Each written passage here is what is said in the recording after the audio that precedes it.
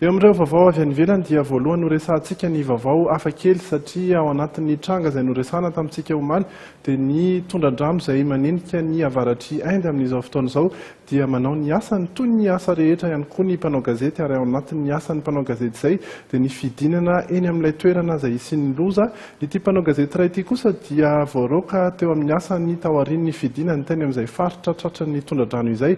Nahoana hoe ianao jerentsika ny sary. Tao anatin'ny lozany tranga tokoa dia betsaka ny mpanao gazety tonga teny an-toerana. Niavaka nefa Narayan Pargayen avy amin'ny televiziona News Express. Niakatra Atsangory tamina ponina iray izy, izany hoe traboina nanolotra ilay vaovao. Maina tanteraka izany ny mpanao gazety, ny tovolahy nanao Atsangory azy kosa dia niaritra ny rano hatreo amin'ny lohalika.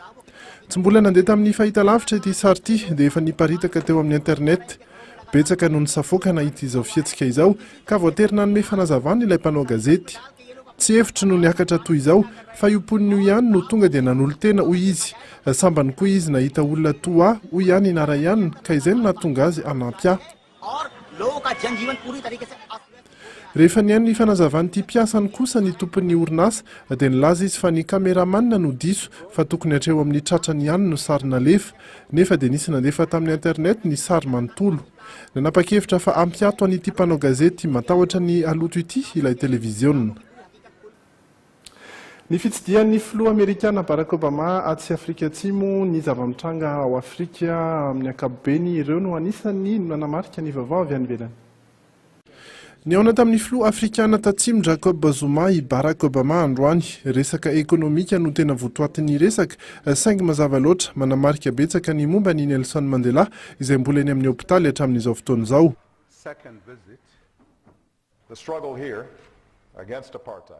Niady nataony tamin'ny apartheid ho an'ny fahafahana ary ny farisiana nananan'ny Madiba ny fiovanana lalaka nakany amin'ny firenena malalaka sy demokratika ireo no aingam-panahy sy fitaratra ho ahy ary ho an'izao tontolo izao. Efa voalaza moa fa tsy ho eny amin'ny hopitaly Barack Obama mba tsy anankorotanana ny fitsaboana atao eny. Niaona manokana tamin'ny fianakavian'i Nelson Mandela kosa nefa ny tenany. Raha atao tokoa ny jeritodika dia azo atao fa fitaratra ho an'i Barack Obama mihitsy Nelson Mandela. Nelson Mandela dia olona manana hajany manokana ao Afrika Atsimo nefa maro mpankafy ary olomanga ihany koa ho an'ny olona ety ivelany manerana an'izao tontolo izao. Iza tokoa no tsy anaiky ny toetra ny Mandela, ny taona 1770 izy dia nampidiry ny fitondrana amponja mandra-pahafaty ary nampidirina teo amin'ny fonja voaro indrindra teto Afrika Atsimo ny tenany. I Barack Obama dia efa nitsidika itoeran'io tamin'ny taona 2014, mbola senatera fotsiny ihany izy tamin'izay fotoana izay. Teto izy no nilaza fa ny fametrahana lalàna manavaka ny mainty hoditra eo amin'ny fireneny no anisan'ny nandrisika ny Obama hiditra eo an'ny politika. Ny taona 1770 rehefa tafavoaka ny fonja i Nelson Mandela ka foana ny apartheid dia izy no lany ho filoham-pirenena mainty hoditra voalohany tao Afrika Atsimo. Tsy nampitsanga menatra ny zavabita nandritra ny fitondran'ny firenena. Na dia tsotsotra kokoa aza ny lalana ny diavina dia nanamarika ny tantara ihany koa i Barack Obama satria izy ihany koa no mainty hoditra voalohany nipetraka ho filoha tao Etazonia. Samy efa nahazo ny prix Nobel de la paix ihany koa izy mirahalahy i Nelson Mandela tamin'ny taona 1770 tsy mbola filoha izy tamin'izay fotoan'izay ary i Barack Obama tamin'ny taona 2010 eri-taona tao aoriany nahalany ho filoha azy.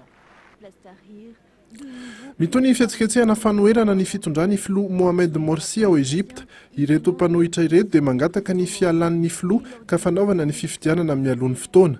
Leo an'ity fitondrana feno kolikoly sy mampiasa ny fampitahorana ity izahay.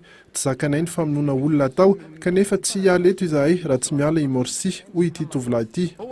Ao anaty krizy tanteraka ny firenena, tsy mahita lasantsy, tsy misy gazy, satria io filoha io dia tsy mijery afa-tsy ny tombontsoany antokony ny rahalahy silamo fa tsy ny an'ny vahoaka. Tsy lavitra eo anefa dia namorom-ponenana ety an-dalana ihany koa ny mpanohana ny filoha Mohamed Morsi. Ho azy ireo indray dia voafidy ara-dalàna ny filoha Morsi ka tsy tokony hisy anelingelina.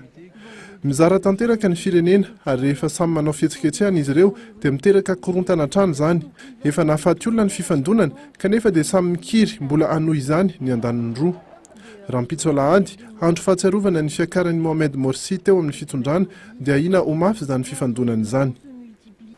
Ivadika amin'ny resaka kolontsaina isika eto an-toerana tanora 200 be izao miaraka mampiara-peo izay no seho hafakely nataon'ireo tanora gospel mivondrona ao anatin'ny Christmas choir na ny CMC ho arahantsika ny sombiny.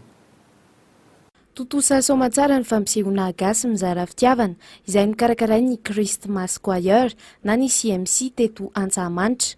12 ireo antoko-pihira mivondrona ao anatin'ny CMC no nandray anjara tamin'izany.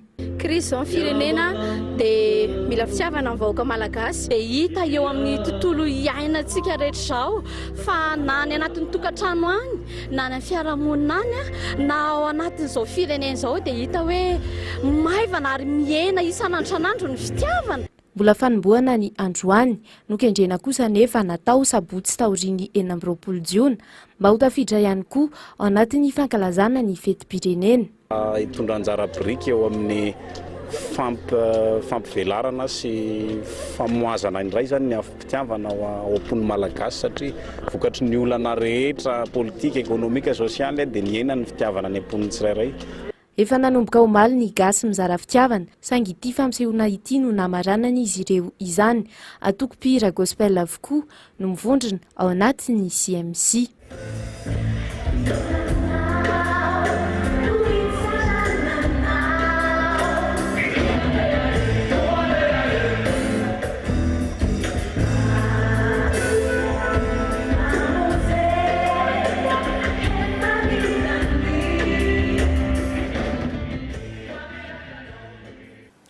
Mbola tsy dia mibatoerana ary mbola tsy dia be mpafantatra eto amintsika loatra ny kolontsaina komoriana na dia betsaka azy izy ireo no monina sy mipetraka eto Madagasikara. Izay indrindra no antony nanaovana ireo mpianatra teratany komoriana eto amintsika ny fampisehoana sy fampafantarana ny kolontsaina izy ireo. Mbola vitsy ireo sehatra tena nahitana ny kolontsaina komoriana raha teto Madagasikara. Nosy manana mampiavaka azy anefa ny Komoro no ireo fombafomba nentim-paharazana toy ny tsy fahafahana manambady olona avy amin'ny firenena na nosy hafa ankoatran'izy ireo. Eo ihany koa ny fiakanjo, ny fandisy, ny maro hafa.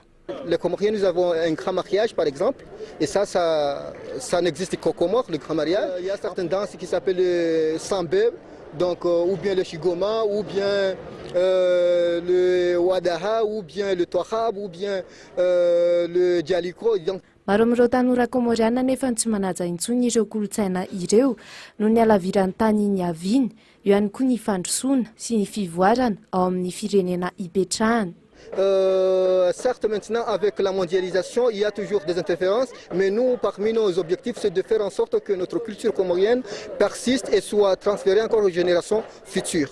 Ampahafantarana ny rehetra ny kolontsaina avy ao Komoro indrindra no antony hetsika ara-kolontsaina androany izay nokarakaray ny SECOM, fikambanan'ireo mpianatra avy any Komoro mipetraka eto Madagasikara. Hanomanana ny fetim-pireneny izay atao amin'ny tranom-pokon'olona amin'ny 2 Jolay ihany koa izy ireo ato anatiny izao hetsika izao.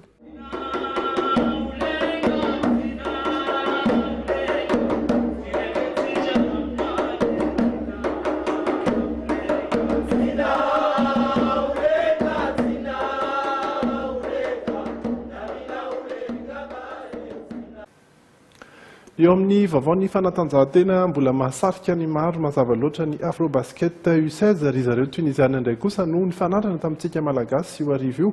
Andrilany Andriamasy no hitondra ny tatitra amintsika.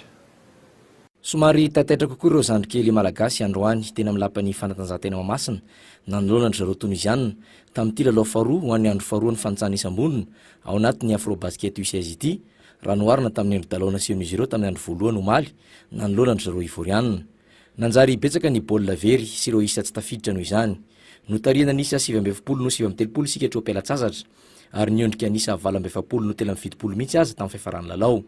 Nanampitrotraka izany raha teo ny paikadin'ny Presinina tout terrain napetraky ny mpanazatra. Talohan'io dia lavin'zareo Ivorianina tamin'ny nisa 720 ndraiky 20 zareo Gabonais ary nomontsan'ny Angola tamin'ny nisa 930 ny Komorianina. Ry zareo Algerianina no ifandona amintsika rahampitso raha araka ny fandaran-dalao saingy mbola andrasana moa ireto vahiny ireto hatreto. Izany amin'iny taranja basket iny izay mbola mitohy iresaka ny baolina kitra indray kositsika ny Ezami FC sy ny United FC no tafiditra teo amin'ny laharana roa farany tao anatin'ny fifanitsanana izay ho tompon-dakana Analamanga. Izy ireo zany dia midina eo amin'ny diviziona faharoa rehefa tonga eo amin'ny tamplalovanà manaraka. efa namany hidina any amin'ny sokady division faharoa amin'ny tompolalovana ho avy io ny Ezami FC zay tsy tonga niatrika ny anjara lalao farany ao anatin'ny fiadina zay tompon'Anakalamanga sokady division voalohany omaly tolakandro tany Carion. Ny vokom-pandresy ho azy noho izany ry zareo polisie nasional. Ankoatr'izay dia niravatsala ray noray ny Aïsadema zay mbola mitarika vonjomaika hatreto sy ny tana formation FC. Paul zay tafiditra Olivier ho an'ny tana FC sy Boby ho an'ny ekipa Serana Permanidina. Mbola mitana ny larina fahatelo ihany na izany aza ny ekipa Andraso Maromaka zay mitovy isy amin'ny Aïsadema saingy resy any amin'ny goal average.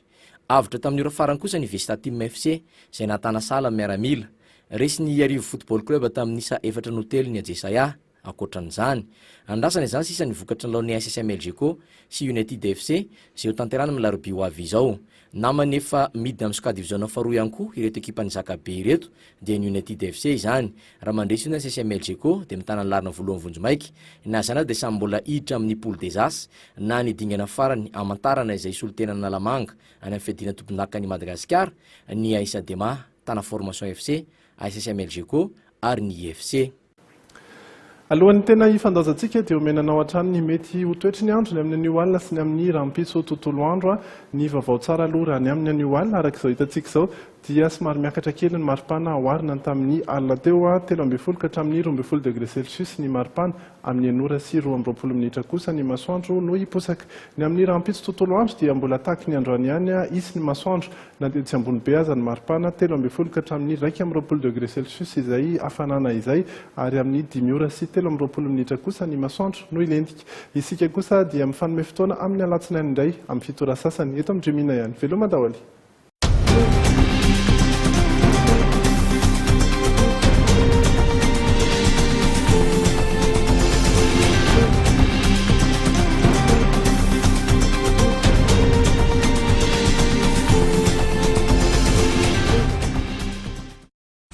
Immédiat, l'école de l'art de multimédia Mbatum Tsangan, téléphone 26 250 86, vous a présenté. Au cœur de l'actualité du JT, en roulant avec Continental Auto. RTL, Nanuto Ranoteo. JK Group vous présente. Ni le JT, miaraka amin'ny art de vivre.